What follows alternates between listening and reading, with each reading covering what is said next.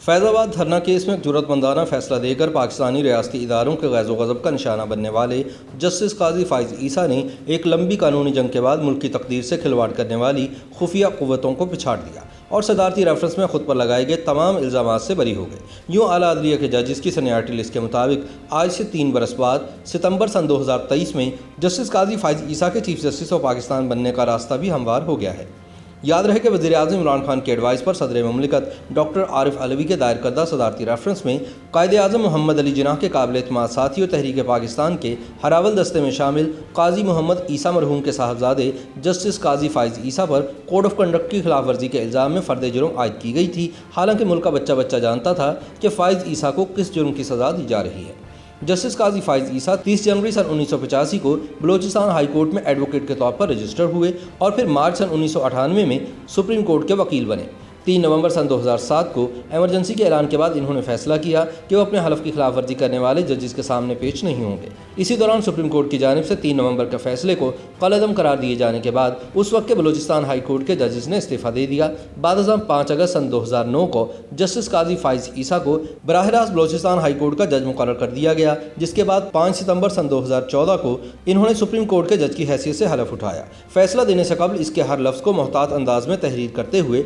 Justice काजी फ़ाइज़ ईसा ने मुतादिद मकामात में तारीखी रिमार्क्स दिए। ताहम इनकी मुश्किलात का आगाज़ तब हुआ जब इन्होंने पाकिस्तानी इस्टेब्लिशमेंट का दबाव कबूल करने से इनकार कर दिया और इनकी मर्जी से फैसले देने से भी वाज़ेह तौर पर इनकारी हो गए। सन 2017 में इस्लामाबाद में फैज़ाबाद के मुकाम पर तहरीक लब्बाइक के धरने पर लिए गए आज खुद नोटिस केस को सुप्रीम कोर्ट ऑफ पाकिस्तान ने निपटाते हुए हुकूमत, कानून नाफिज करने वाले इदारों, इंटेलिजेंस एजेंसियों और फ़ौज के शोबा ताल्लुकात आमा को हिदायत की कि वो अपने दायरा इख्तियार में रहते हुए काम करें। 22 नवंबर सन 2018 को जस्टिस काजी फ़ाइज़ ईसा और जस्टिस मुशीर आलम पर मुश्तमिल 2 रुकनी बेंच ने इस केस के फैसले को महफूज किया था और 21 नवंबर सन 2017 को लिए गए आज खुद नोटिस के तहत जारी समाअत को अटॉर्नी जनरल, मीडिया रेगुलेटर और दीगर स्टेक होल्डर्स पर शदीद तनकीद के बाद बंद कर दिया गया था। अपने फैसले में सुप्रीम कोर्ट के 2 रुकनी बेंच ने विफाक और सूबाई हुकूमतों को हिदायत जारी की थी कि इंतहा पसंदी और दहशतगर्दी फैलाने और इनकी वकालत करने वालों की निशानदही करें, जबकि वजारत दिफा के तवस्सुस से तमाम मुसल्लह अफवाज के सरबराहान को हिदायत की गई थी कि वह अपने इदारे में मौजूद इन अहलकारों के खिलाफ कार्रवाई का आगाज़ करें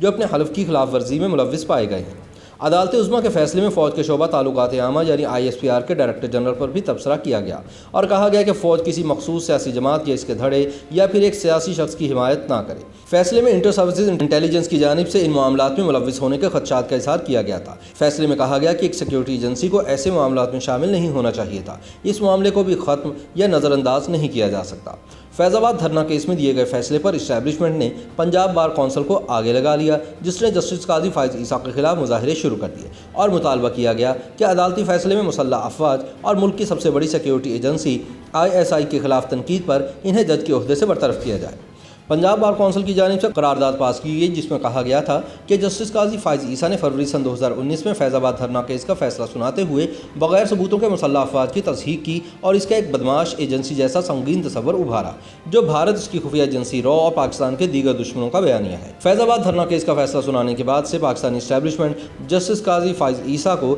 सुप्रीम कोर्ट से निकाल बाहिर करना चाहती है और इसी मकसद के तहत इनके खिलाफ सदारती रेफरेंस भी दायर किया गया। ताहम फ़ाइज़ ईसा ने बदतरीन हालात के बावजूद डट कर इस रेफरेंस का सामना किया और खुद पर लगाए जाने वाले तमाम इल्ज़ामात को झूठा साबित करके कानून और अवाम की नज़रों में सुरखरू ठहरे। जस्टिस काजी फ़ाइज़ ईसा का एक सेमिनार में तकरीर के दौरान कहना था कि आईन पाकिस्तान का एहतराम हर फर्द पर लाजिम है, कोई भी ताकत आइन को मुअत्तल नहीं कर सकती, ये आइन के मकसद को नुकसान पहुँचाने के मुतरादिफ है। आइन का आर्टिकल 6 कहता है कि कोई भी इसे ताकत से या दीगर तरीक़ों से मुअत्तल करने या ख़त्म करने की कोशिश करेगा तो वह संगीन गद्दारी का मुर्तकिब होगा। इनके इसी मौक़िफ़ की वजह से पाकिस्तानी इस्टेब्लिशमेंट इनसे ख़ाइफ है और नहीं चाहती कि वह पाकिस्तान के चीफ जस्टिस बन जाए और आला अदलिया को आज़ाद कर दें। याद रहे कि आला अदलिया के जजेस की सीनियरिटी लिस्ट के मुताबिक जस्टिस काजी फ़ाइज़ ईसा 18 सितंबर सन 2023 को पाकिस्तान के चीफ जस्टिस बन जाएंगे और इस ओहदे पर 13 महीनों तक बरकरार रहेंगे। YouTube पर गूगली न्यूज देखने के लिए youtube.com की सर्च बार में गूगली न्यूज TV टाइप करें। गूगली न्यूज के पेज पर सुर्ख रंग के सब्सक्रिप्शन वाले बटन पर क्लिक करना ना भूलिए। YouTube पेज पर अपलोड होने वाली वीडियोस से बाखबर रहने के लिए बेल आइकन पर क्लिक कीजिए। आपको हर नई वीडियो के बारे में नोटिफिकेशन मौसूल हो जाएगा।